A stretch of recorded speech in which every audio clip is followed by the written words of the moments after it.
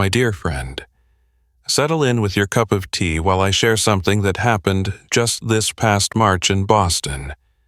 You know how we think we understand our families who loved us, who didn't, who was there and who wasn't.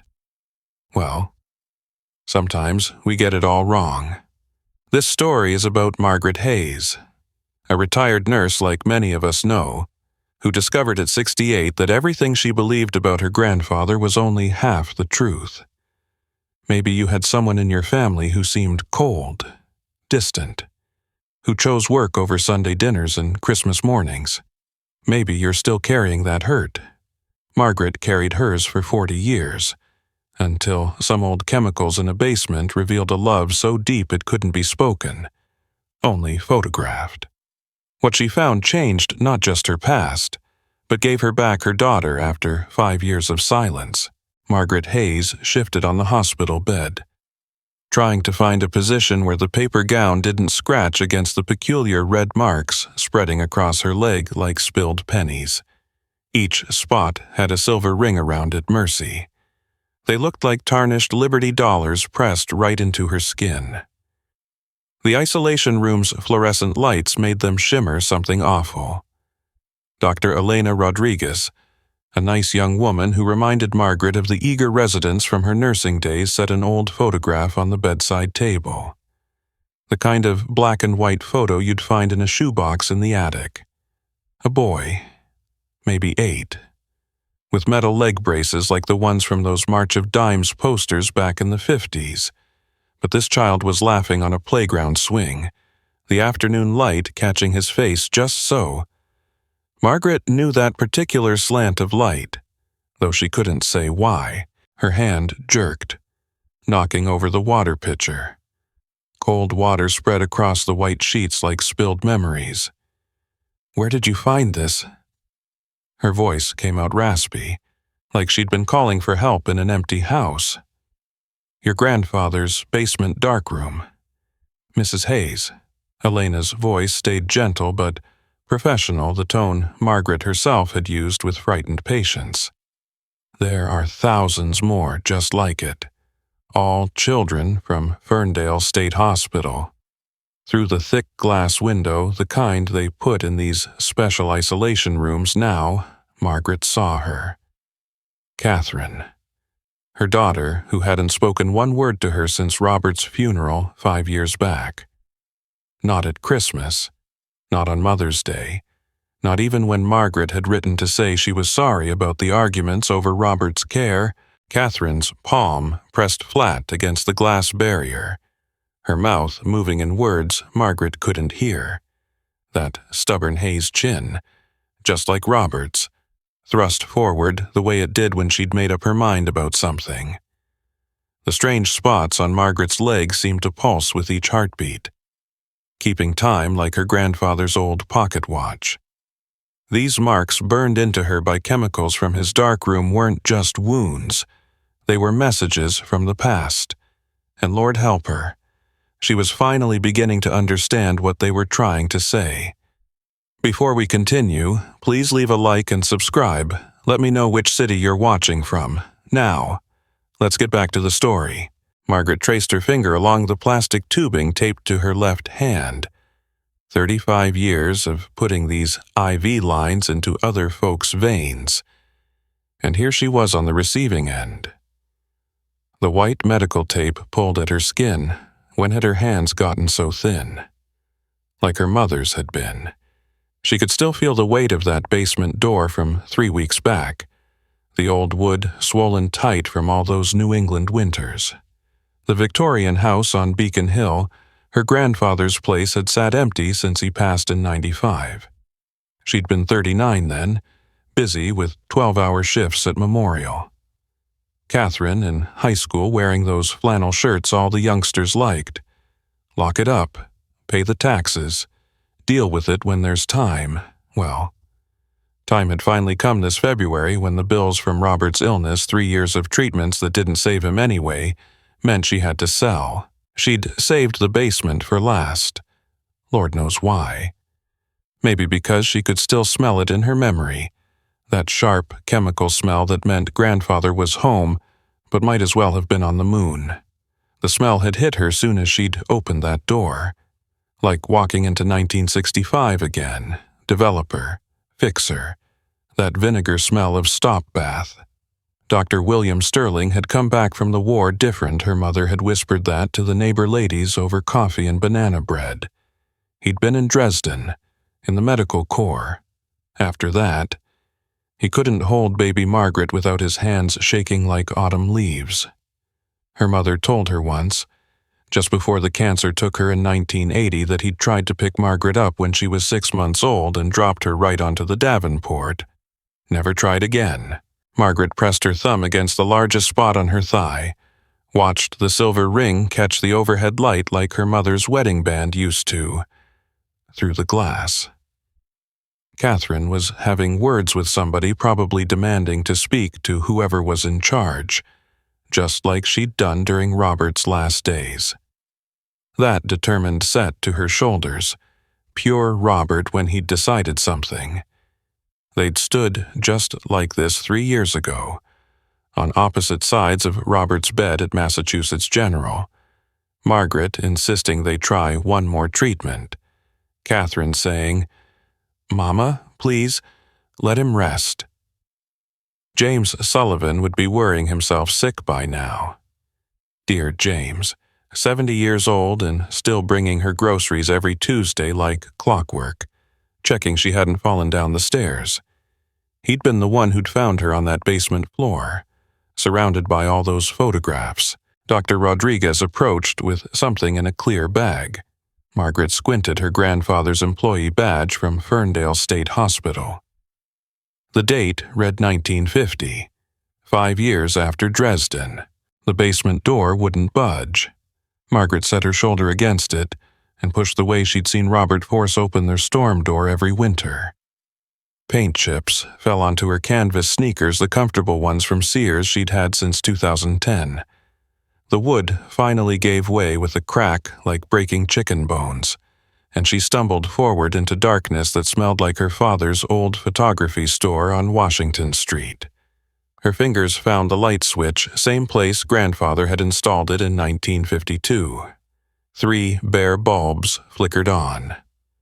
60 watts each, casting shadows everywhere. Lord have mercy. Everything sat exactly as he'd left it. The enlargers under their dust covers like ghosts. The developing trays stacked neat as her mother's good china. Along the back wall stood 4 metal filing cabinets, government-issue gray. The kind they'd had at the Veterans Administration where she'd worked summers during nursing school. She pulled open the top drawer, photographs, hundreds of them, organized by date with little tabs like recipe cards. She lifted one out, a girl about 8 wearing leg braces under a gingham dress, the kind they sold at Woolworth's. The child was feeding ducks at what looked like Franklin Park Pond. The photograph itself, goodness, it belonged in a museum. The way the light came through the willow trees, the girl's face turned just so, on the back. Grandfather's careful Palmer method script. Betty M., April 1950. First time she walked to the pond alone. The next photo stopped her cold. A boy with the gentle face of Down syndrome riding a red tricycle, the kind with the bell on the handlebars. Tommy R. May 1950. Learned to pedal. Margaret's knees complained from crouching that arthritis acting up again. She used the chemical shelf to pull herself up.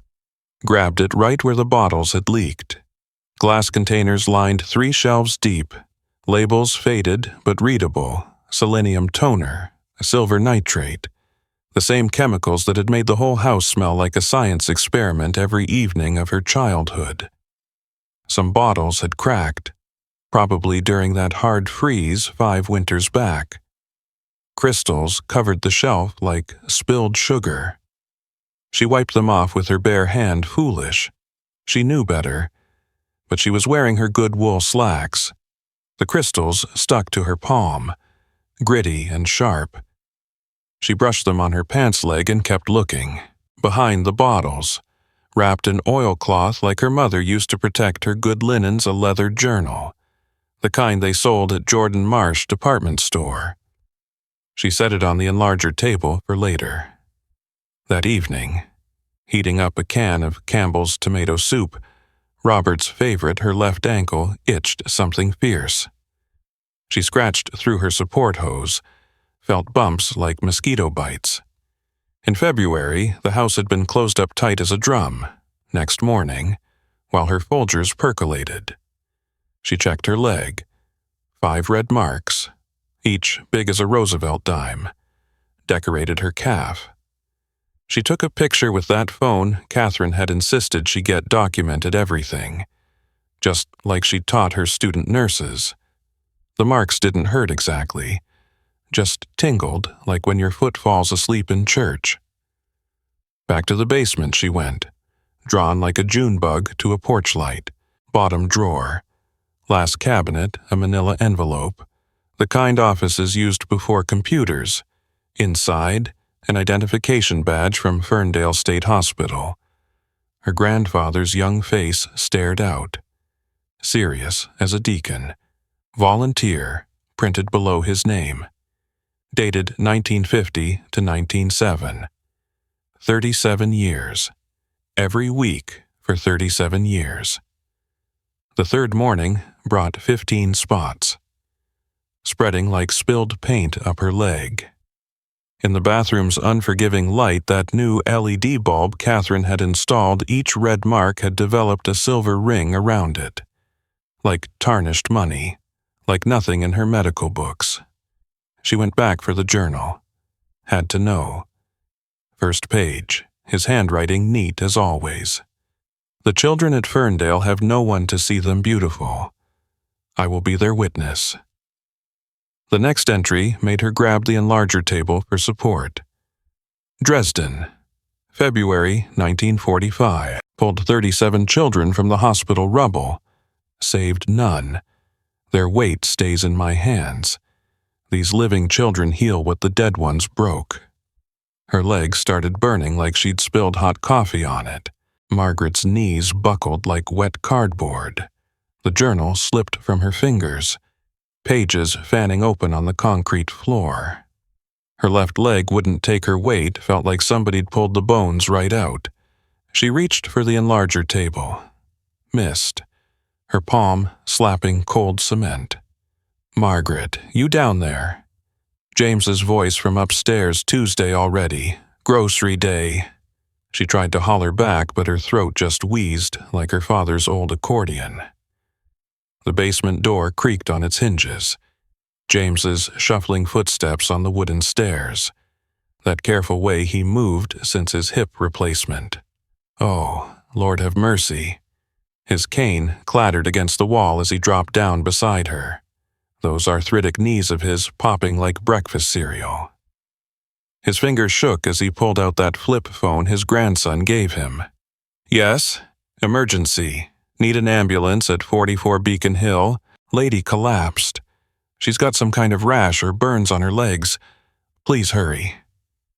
The paramedics' boots thundered overhead like Robert's bowling league on Saturday nights. Then down the stairs they came. The young one couldn't have been older than Catherine stopped dead when he saw her legs. What in the... He pulled on 2 pairs of those latex gloves before touching her. The rubber snapping against his wrists. The older paramedic, gray-haired like that actor from Emergency back in the 70s, got on his radio. Margaret caught pieces through the ringing in her ears.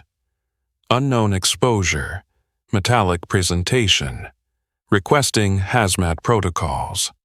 They had trouble getting the gurney through the narrow basement door, same problem the furniture movers had in 1952. Finally, just lifted her, carried her up like a sack of flour. The morning sun hit her eyes like needles. In the ambulance, the young paramedic started 2 IVs, quick as her best nurses, but his hands trembled as he worked around those silver-ringed spots. Memorial Hospital's emergency entrance looked different in daylight. Dr. Patricia Morrison waited with a whole team dressed in yellow protective gowns, the kind they'd used during that SARS scare. Patricia, they'd worked together 20 years before she'd become department head, leaned close enough Margaret could smell her white shoulders' perfume through the mask. "Margaret, honey, what were you exposed to grandfather's dark room?" Each word scraped like swallowing gravel. "Old chemicals." Patricia's face went tight as a new girdle. She turned to the charge nurse, Sandra. Good girl. They'd done night shifts together back in the 80s. Full isolation, negative pressure room, call the CDC, right now. They wheeled her past the regular emergency beds to that special unit they'd built after 9/11. The nurses' girls she'd trained, worked holidays with, shared potlucks with, had to suit up head to toe before coming near. Through the observation window, she watched Patricia on the phone, her free hand cutting the air like she was conducting the Boston Pops. Then another call, then another. Blood draws every hour on the hour. Sandra's eyes above her mask wouldn't meet Margaret's. That's when she knew it was bad. The spots had jumped to her right leg now, spreading like spilled molasses, connecting in patterns that looked almost like a map. "We need next of kin," Patricia said through the intercom system.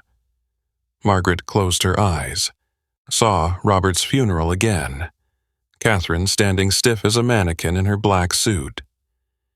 "Catherine Hayes, Berkeley, California." Patricia made the call herself.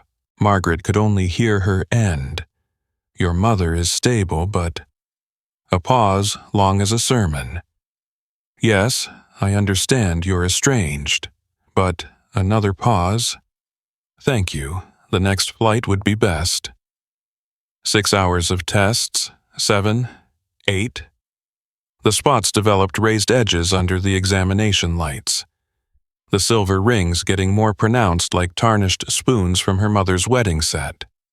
They brought in specialists in infectious disease, toxicology, dermatology. Each one looked at her legs, shook their heads, whispered to Patricia in the hallway.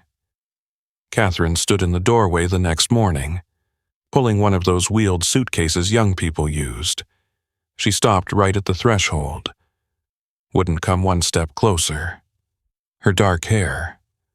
Robert's beautiful, thick hair pulled back in a bun, tight as her closed expression. Same posture she'd had at Robert's funeral. Spine straight as judgment. 40 years of nursing, and you poison yourself cleaning a basement. Catherine's voice came through the intercom speaker, tinny and cold. Margaret watched the heart monitor instead of her daughter's face. The green line jumped with each beat, steady as her mother's Triddle sewing machine. Catherine kept going. Each word precise as typed letters, just like him, work first, family when it's convenient. The isolation room door hissed open like a pressure cooker. Dr. Elena Rodriguez entered in full protective gear gown, face shield, double gloves, the works.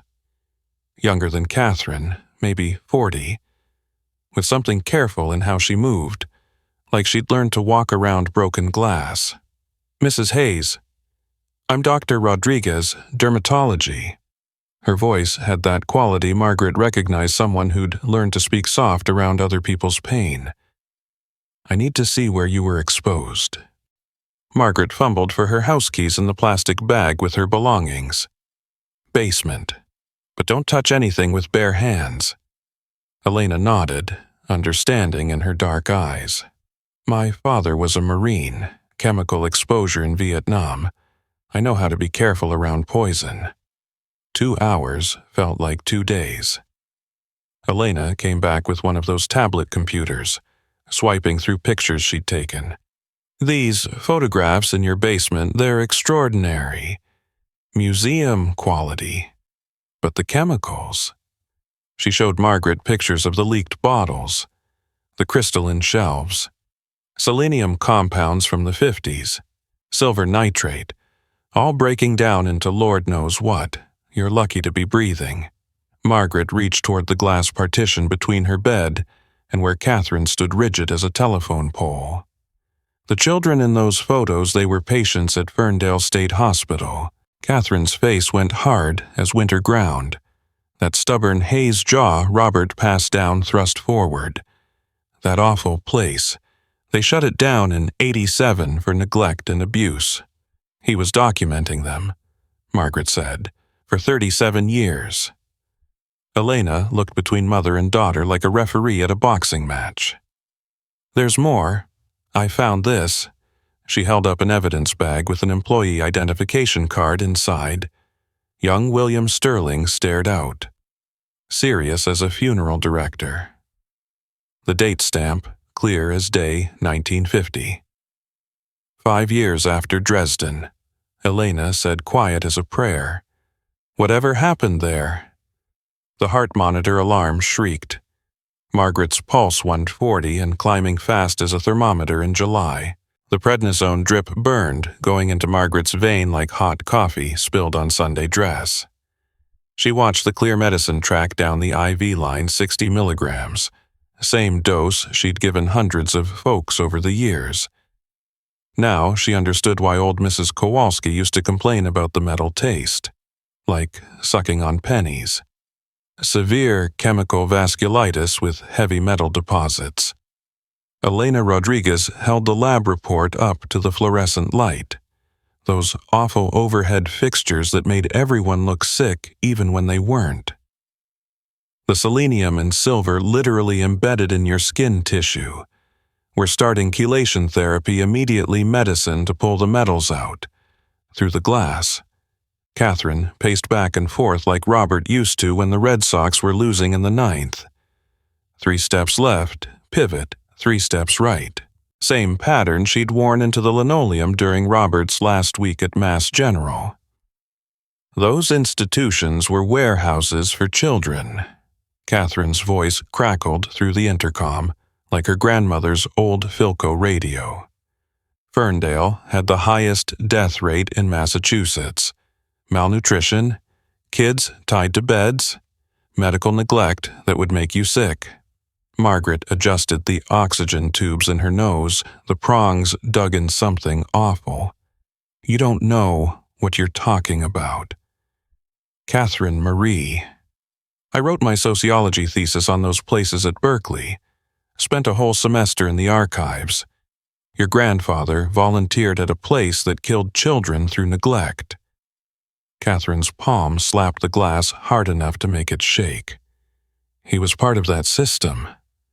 Elena looked between them like she was watching a tennis match at the country club. I'll be back. Need to check something. The chelation pump clicked every 3 seconds. Regular as Margaret's mother's metronome. Click 2-3, click 2-3. The spots on her legs had darkened from red to purple-black, like the elderberries she used to pick with her mother for jam. The silver rings around them raised up like welts from poison ivy. She pressed one with her finger. Clear fluid leaked out onto the hospital sheet. Catherine turned her back to the glass, arms crossed tight as a locked door. Patricia Morrison came in to check the monitors. Her white coat still pressed perfect even at hour 14 of her shift. Your white blood count's elevated. Margaret, adding prophylactic antibiotics to prevent infection. She hung another IV bag, connected the tubing with practiced hands. Catherine's asking about your advanced directives. No machines keeping me alive. Margaret's voice came out rough as her father's after a night at the VFW. She knows that. We discussed it during Robert's illness. She wants it in writing. Notarized. Margaret caught Patricia's wrist through the latex glove. Just like with Robert, she wants to be ready to let me go. Patricia gently extracted her arm. I'll get the forms from administration. Elena came back 2 hours later with her laptop computer balanced on one arm, typing while walking like the young residents did now. I contacted the state archives about Ferndale. Found 3 families whose children were photographed by your grandfather. She pulled a rolling stool close to Margaret's bed, turned the screen so she could read. Dorothy Campbell, 72, lives in Brookline now. Her son David had muscular dystrophy. Passed at 23. An email filled the screen. The type made larger, bless Elena, for knowing Margaret's eyes weren't what they used to be. Dr. Sterling's photograph was the only one where David looked truly happy. He's laughing, throwing autumn leaves in the air. We had it enlarged for his funeral. It showed who David really was, not his disease. Elena scrolled down with one finger. Michael Torres, 65, born with spina bifida. He's an engineer at Raytheon now. Designs aircraft systems. The next email, longer. William Sterling paid for my surgeries. 7 operations between 1959 and 1970. Paid for Boston University, too. Never asked for anything back. When I tried to thank him at graduation, he said the photographs were payment enough. Said I'd given him more than he gave me. Catherine had stopped pacing. She stood with her back to them, still as a department store mannequin. This one came an hour ago. Elena opened another message. Susan Mitchell from Framingham. Her daughter Jenny had cerebral palsy, Margaret read, the words blurring as her eyes filled. Your grandfather photographed Jenny every month for 15 years. The doctors at Ferndale said she'd never progress past infant stage, month by month. His photos proved them wrong.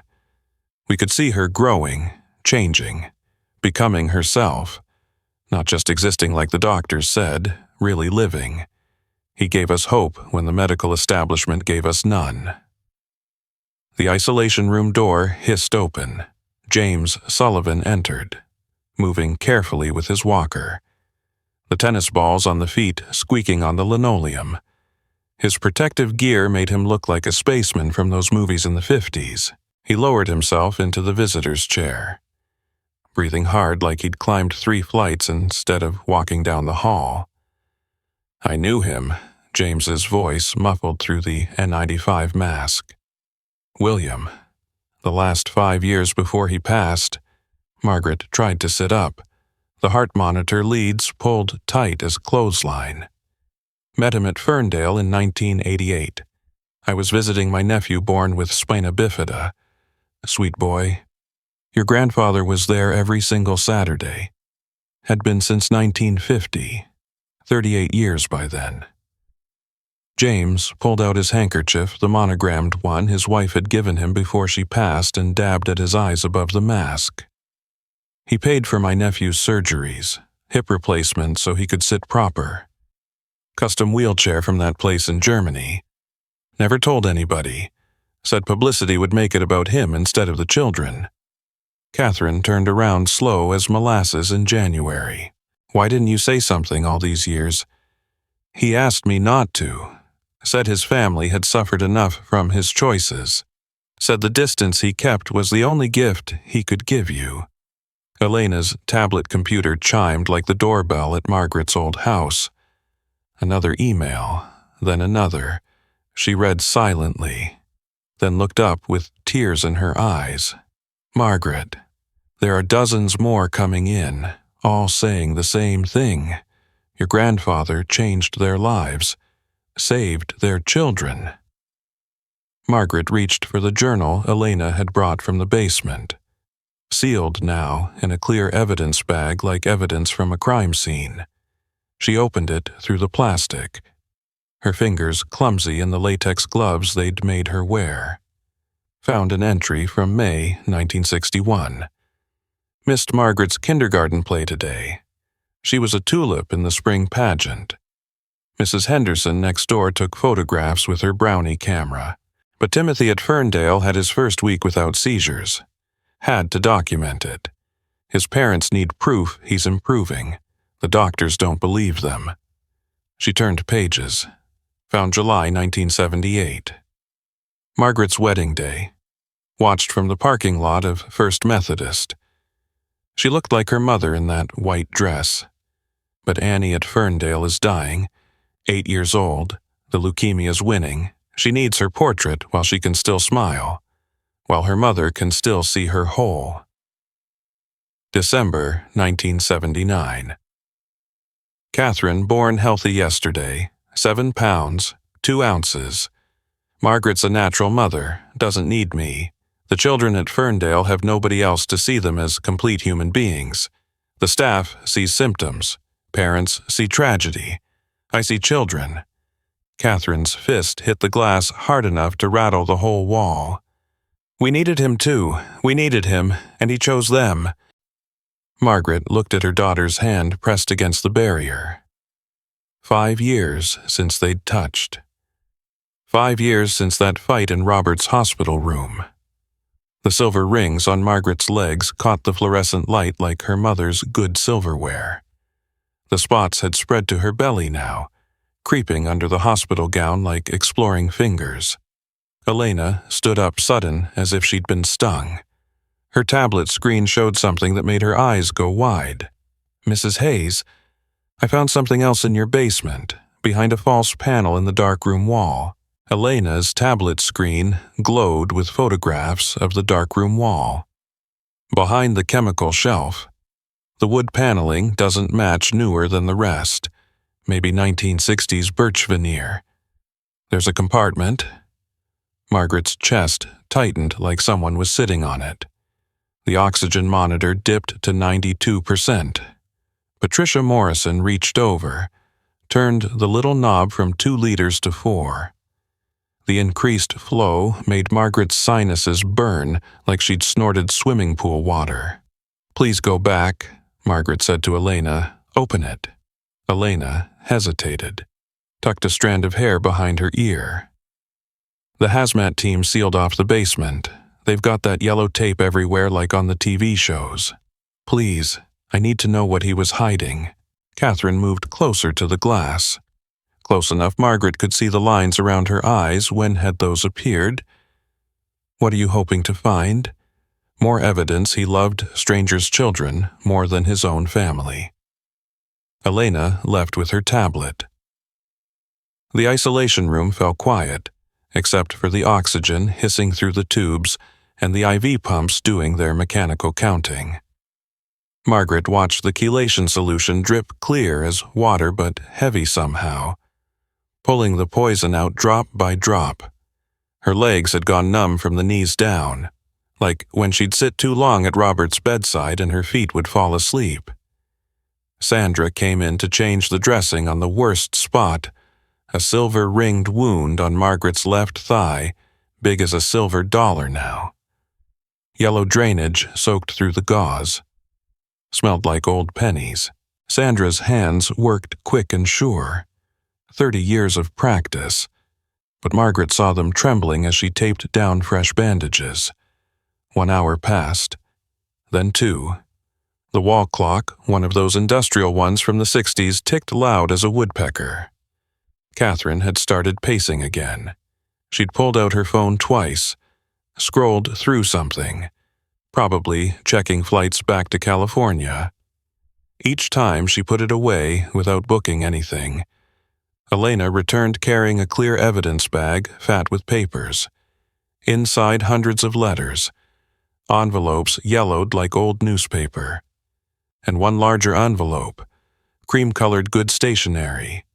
Margaret's name written across it in her grandfather's shaky handwriting. Dated November 94, 3 months before his stroke. Elena passed it through the specimen drawer, the same kind they used in the pharmacy. Margaret's hands shook so bad she could barely tear the envelope. Inside, 3 pages covered in her grandfather's Palmer Method cursive. The kind they'd taught in the 30s, Margaret. If you're reading this, you found my darkroom and I'm gone. You'll hate me more now knowing the truth, but truth is all I have left to give. Dresden. February 13 to 15, 1945. I was 29 years old. The bombing had stopped 3 days before we got there. The children's hospital on Friedrichstadt had partially collapsed, but we could hear crying from the basement. German children, but children just the same. Margaret's oxygen saturation dropped to 90%. Patricia increased the flow to 6 liters. The tubes felt like straws shoved up her nose. I pulled out 37 children over 2 days. Their skin came off in my hands like tissue paper. Burns covered everything: faces, arms, stomachs. No morphine, no bandages, just my hands and their screaming. They died one by one as I held them. The last one, a little girl maybe 5 years old, same age as you were then. Margaret, brown eyes like yours. She looked at me like I could save her, like I was supposed to save her. I couldn't. She died holding my finger. Catherine had stopped pacing. She stood rigid at the glass like she'd turned to salt. When I came home, holding you burned worse than the phosphorus that fell from those planes. Your skin under my hands felt like theirs, hot, fragile, ready to tear. Your mother's touch the same. I couldn't pick you up without feeling those 37 children's weight. Couldn't kiss you goodnight without tasting ash and burning flesh. Margaret's tears dropped onto the paper, making the old ink run like watercolors. The camera became my hands, through the viewfinder. I could love you from a distance that didn't hurt. The disabled children at Ferndale didn't trigger the memories. They were fighting, living, imperfect but alive, not dying in my arms. They saved me from drowning in ash.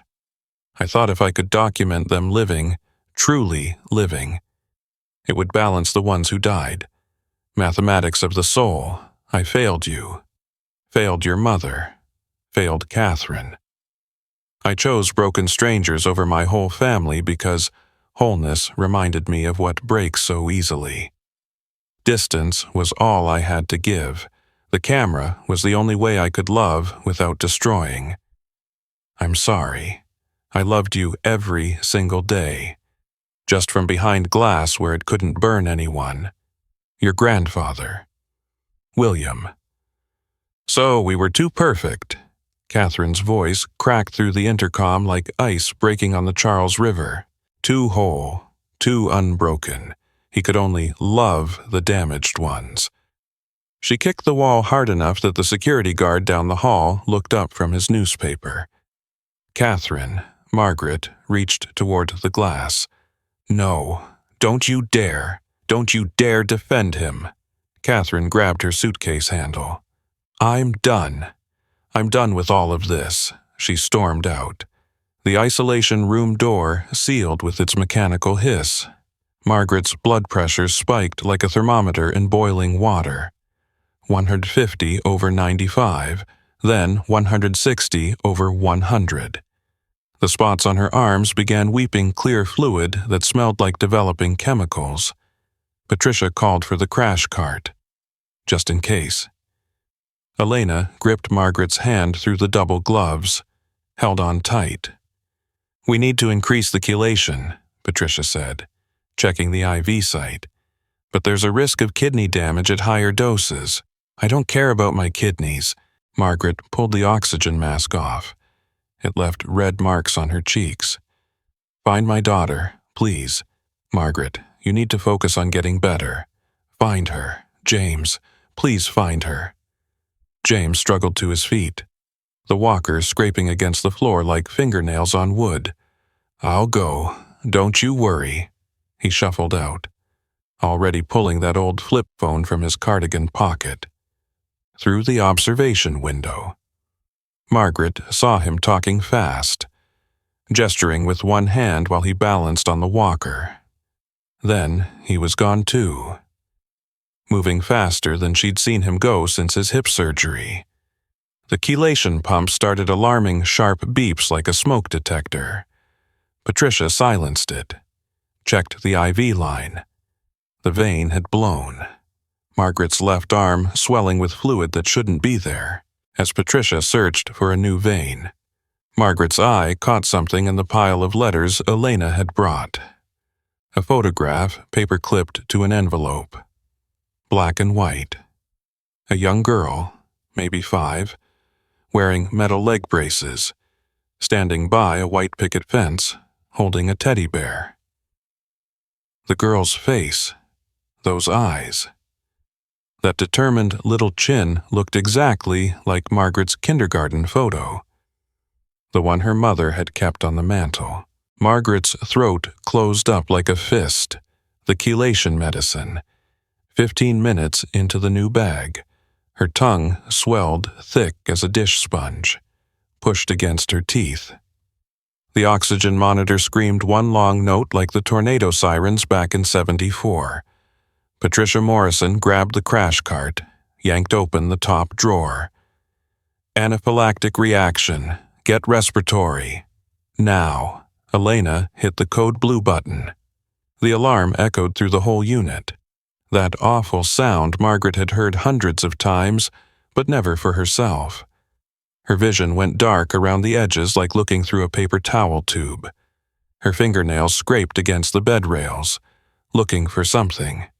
Anything to hold while her windpipe squeezed shut.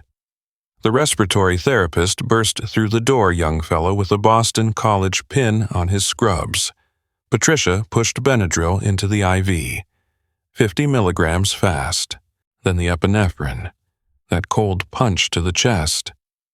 Margaret's heart hammered like it wanted out 160 beats. 170, 180. The monitor numbers blurred red. We need to intubate. Patricia's face appeared above her. Mask pulled down. Sweat on her forehead. Margaret, honey, I'm sorry. The metal blade pressed her tongue flat. She gagged hard. The tube scraped past her vocal cords like swallowing a garden hose backwards. The ventilator wheezed to life. Forced air pushed into her lungs 14 breaths a minute. She knew that rhythm by heart, through the glass. Catherine had both palms pressed against the window. Her mouth moved in shapes Margaret couldn't hear. The same face she'd made when she was 3 and lost her teddy bear at Filene's department store. Hours or days Margaret couldn't tell through the propofol fog. The ventilator breathed for her. Mechanical and wrong, but she could hear Catherine's voice, reading June 1961. Margaret came down with polio. Mild case, the doctor said, but her left leg went weak as dishwater. I photographed her every day. Couldn't hold her. My hands shook too bad, but I could document her getting stronger. Margaret's eyes wouldn't open. The sedation held her under like swimming in molasses, but the words came through clear. August 1962. Margaret, walking without the brace today. Photographed her dancing in the backyard to that chubby checker record. She didn't see me watching from the kitchen window. Beautiful. Papers rustling. Catherine's voice broke. Started again. October 1979. Catherine 2 months old. The colics terrible. Margaret walks her for hours every night, singing those hymns from church. I watch from the doorway. Useless as a screen door in winter. My hands that pulled children from rubble can't comfort my own granddaughter. The ventilator cycled. Margaret fought to open her eyes. Managed a crack. Catherine sat pulled up close to the glass. The journal spread on her lap. Still wearing the same black slacks from 2 days ago. Dark circles under her eyes like she'd been punched. Patricia appeared. Checked the ventilator settings. She's fighting the machine. Let's reduce sedation. See if she can breathe on her own. The propofol drip slowed. Margaret's mind cleared like fog lifting off the harbor. Her legs, she couldn't feel anything below her hips. When she looked down, the silver-ringed spots had spread up to her ribs. A map of poison under the thin hospital gown. The respiratory therapist disconnected the ventilator for 10 seconds. Margaret gasped, pulled air through the tube herself. Chest working like a bellows. They reconnected it. Let the machine help instead of taking over. Margaret. Patricia leaned close enough Margaret could smell her coffee breath through the mask. Squeeze my hand if you can hear me. Margaret's fingers barely moved, like trying to make a fist wearing oven mitts. We'll try to pull the tube tomorrow if your numbers stay stable. Through the glass. Catherine stood with her palms flat against the barrier. Margaret lifted her hand lowered. It felt heavy as a cast-iron skillet and pressed it against the glass from her side. 5 years since they'd been this close. 5 years of returned Christmas cards and unanswered phone calls. Catherine's lips moved. Margaret read them clear as newsprint. I'm sorry, Mama. The journal lay open on Catherine's chair. Margaret could see an entry dated December 1995, but her grandfather had died February 11th, 1995. She'd never forget that date. 2 days before Valentine's. How could there be an entry 10 months after Dr. Elena Rodriguez entered fast, followed by a man in a suit with a hospital administrator badge? Behind them, 2 more suits. The ethics committee she'd heard about but never seen in her 40 years of nursing.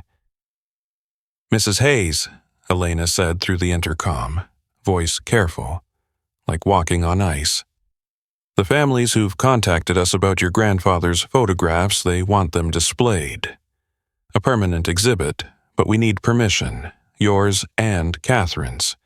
There are liability issues with photos of deceased minors. The man in the suit cleared his throat, adjusted his tie. Privacy concerns. Consent forms that may not exist. The hospital could face lawsuits.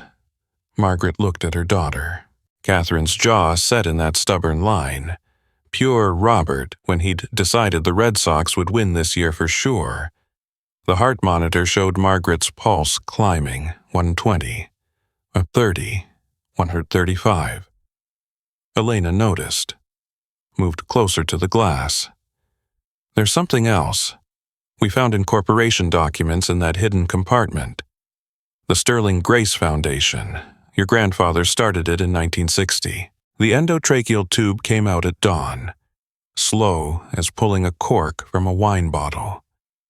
Margaret gagged as Patricia drew it past her vocal cords, her throat raw as sandpaper. The first breath on her own burned like January air. The second came easier. By the 5th breath, her oxygen numbers held steady at 94%. Don't try to talk yet, Patricia said, adjusting the nasal cannula to 2 liters. Your throat needs time. Through the glass. A man in a wheelchair waited beside Catherine. 60-something. Hispanic fellow wearing a Raytheon Company polo shirt, the kind Robert used to get free at golf tournaments. He held a manila folder thick as a phone book against his lap. Elena brought him through the airlock, both of them in full protective gear that crinkled like grocery bags. The wheelchair's motor hummed like Margaret's old Kenmore refrigerator. He positioned himself where Margaret could see without turning her head. Mrs. Hayes. His voice came out strong and clear, like someone used to speaking at meetings. I'm Michael Torres. Your grandfather photographed me from 1959 to 1975. Margaret tried to speak. Only a whisper came out, rough as burlap. Born with spina bifida. He patted his legs through the protective suit. Doctors at Boston Children's said I'd never walk. Your grandfather said doctors didn't know everything. Said they'd been wrong about plenty of things before. He opened the folder on the overbed table. The Sterling Grace Foundation. Incorporated 1960. Your grandfather was the sole trustee. Pages spread across the table tax documents. Bank statements going back decades. Margaret's eyes struggled to focus through the medication fog. Numbers swam like minnows, then cleared. Hundreds of thousands of dollars over 35 years. More money than a military pension could account for. He sold his photographs, Michael continued, turning pages with careful fingers. Medical journals, textbooks, psychology publications, always anonymously, never took credit. Every cent went into the foundation. Catherine leaned forward, gripping the window ledge. That's impossible. We lived on mac and cheese 3 nights a week. He wore the same brown suit to church for 20 years. He lived on his military pension, ma'am, nothing more. Michael pulled out another sheet, columns of numbers in old-fashioned ledger style.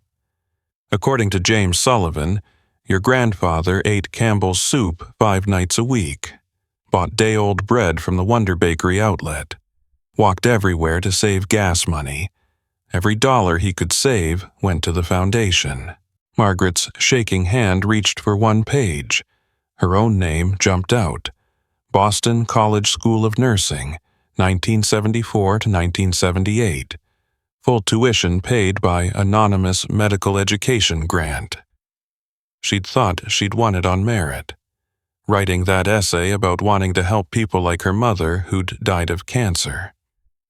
Catherine grabbed the papers, rifled through like she was looking for a missing bill, found her name, UC Berkeley, 1997 to 2001.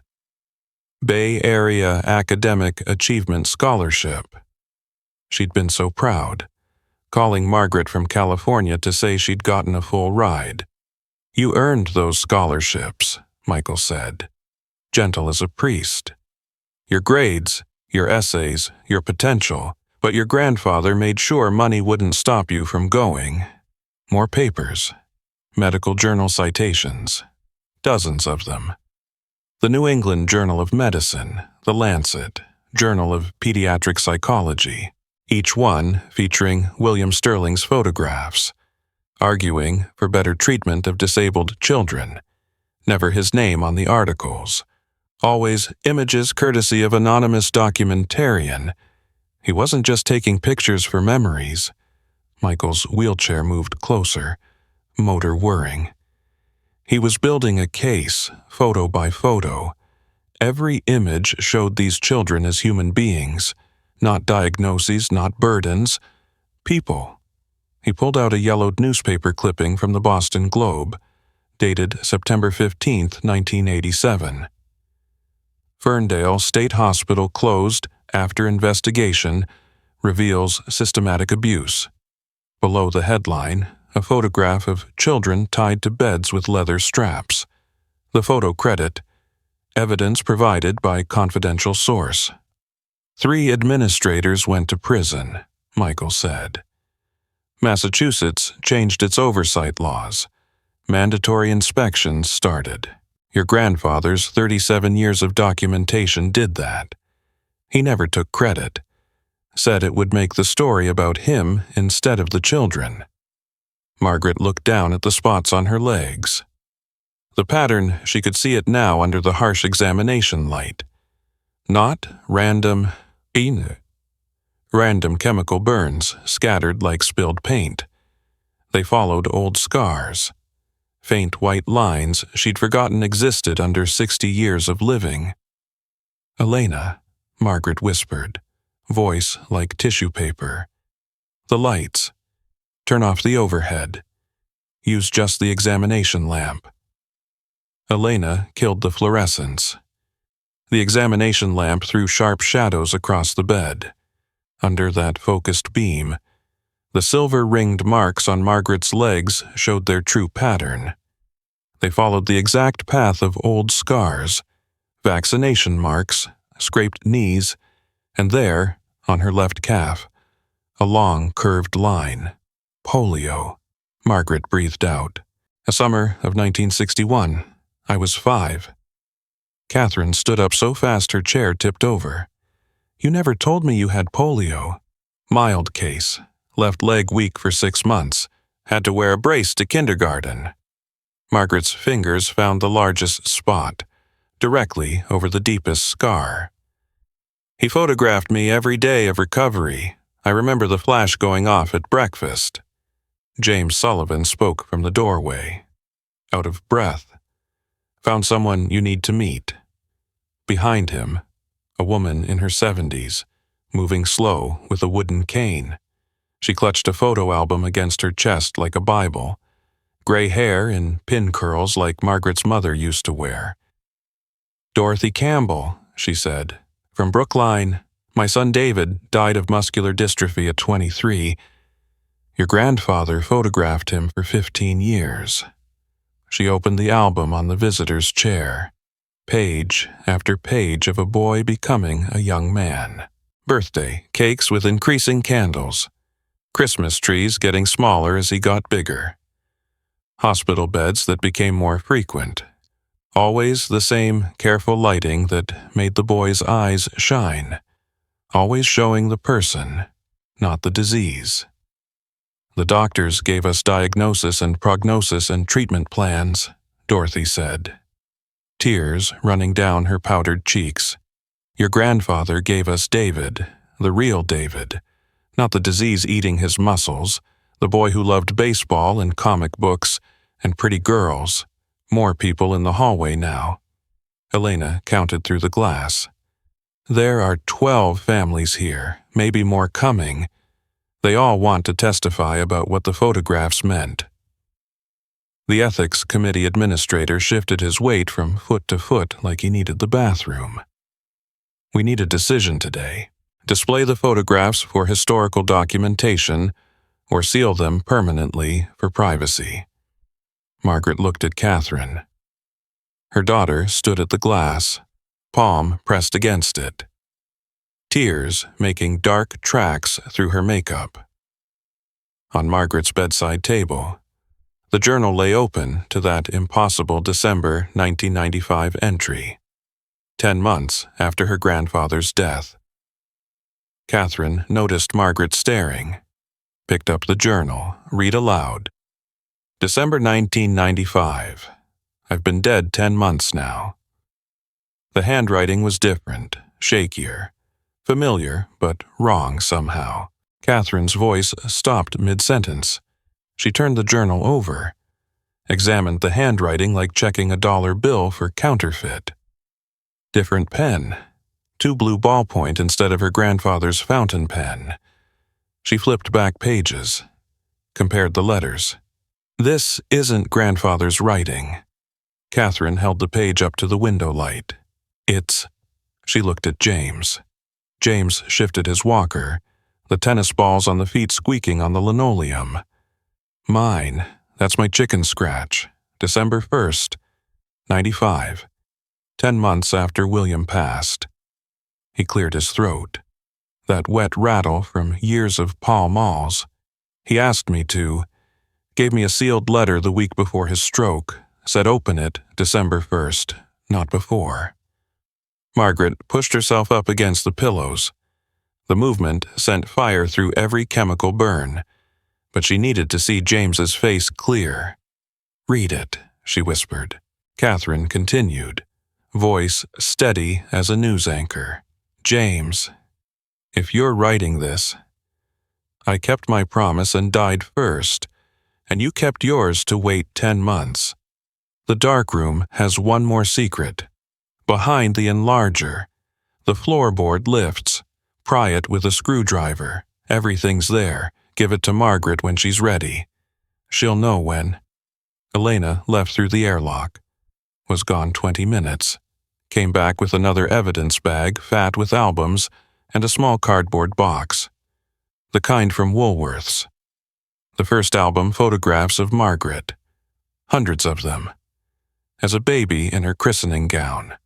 Toddler with chocolate cake on her face. The polio recovery at 5. Every day documented. School plays where she forgot her lines. High school graduation in that awful green cap. Her wedding to Robert.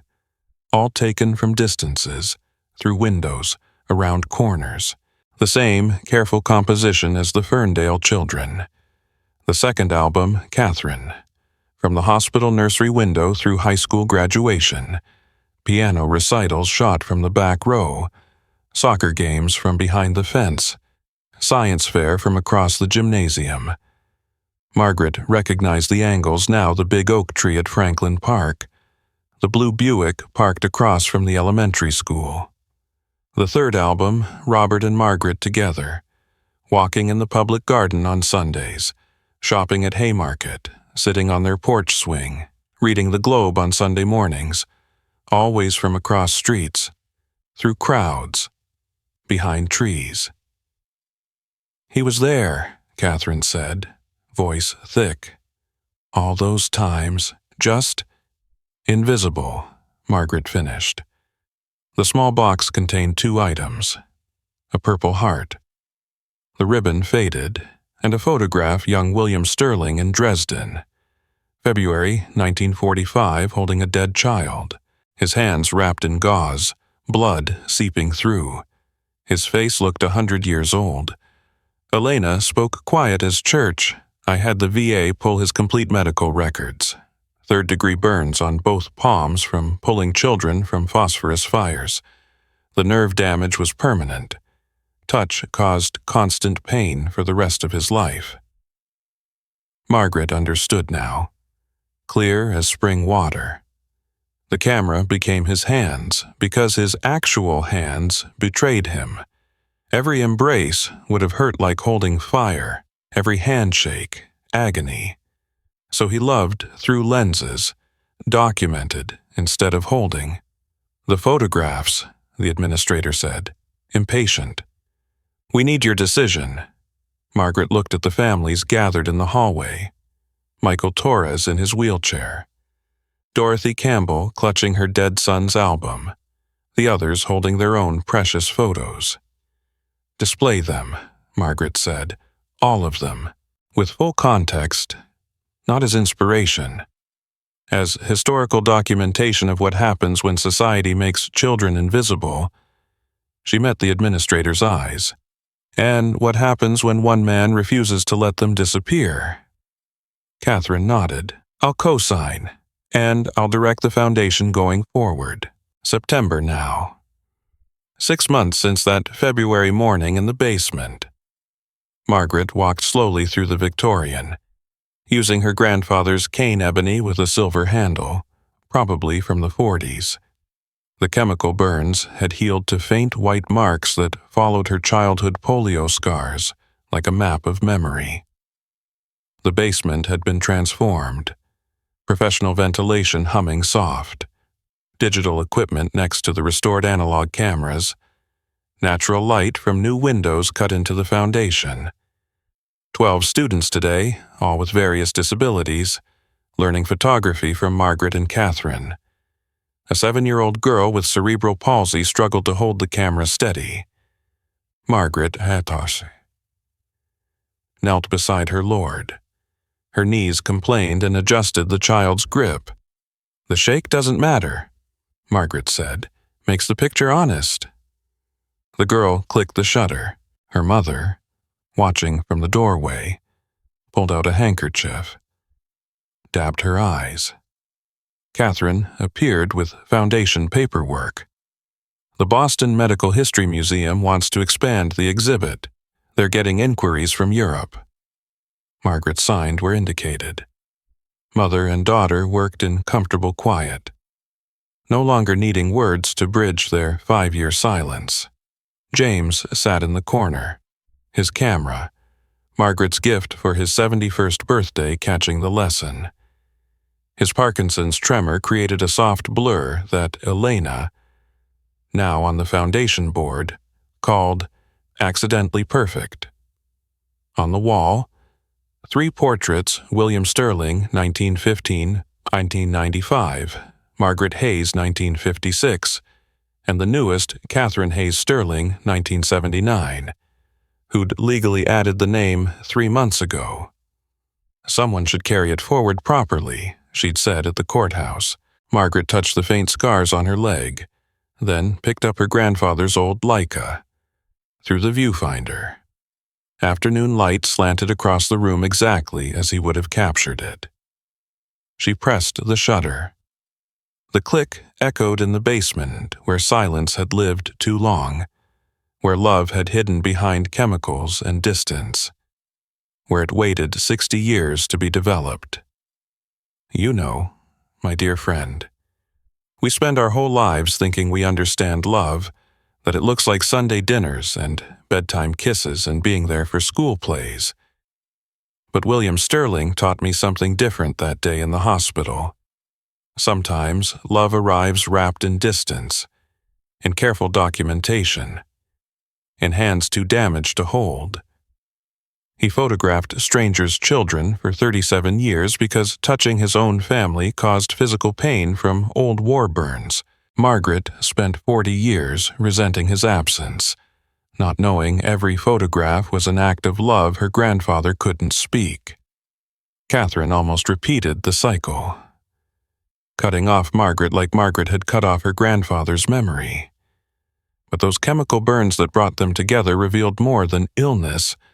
They illuminated a legacy of invisible sacrifice, of love that couldn't touch but wouldn't stop watching. Now, that basement where William developed his photos developed something else: reconciliation, understanding, and proof that love isn't the absence of distance, it's the bridge we build across it.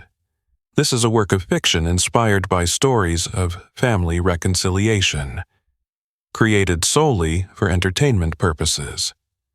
This story does not condone, encourage, or promote any form of violence or harmful behavior. All characters and events are products of the author's imagination. Any resemblance to real people, living or dead, or actual events is purely coincidental. Medical conditions and treatments described are fictional and should not be considered medical advice.